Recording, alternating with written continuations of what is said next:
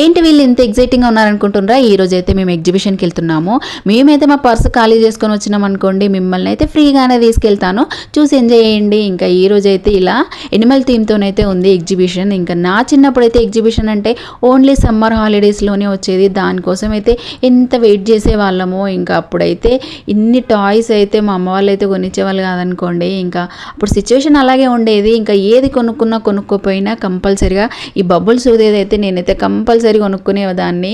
ఇంకా ఈ జెయింట్ వీల్ని చూస్తేనైతే నాకు చాలా భయం అవుతుంది. ఎక్కేంత డేర్ అయితే ఎప్పుడు చేయలేదనుకోండి. ఇంకా మా పిల్లలు అయితే అన్ని రైడ్స్ అయితే మంచిగా ఎక్కి ఎంజాయ్ చేసిండ్రు. ఇంకా టాయ్స్ దగ్గరికి వచ్చి ఏ బొమ్మలు కొనుక్కోవాలో కూడా వాళ్ళకైతే అంత కన్ఫ్యూజన్లో ఉన్నారు. అన్ని టాయ్స్ ఒక దగ్గర చూసేసరికి ఏది తీసుకోవాలో కూడా అర్థమవుతలేదు.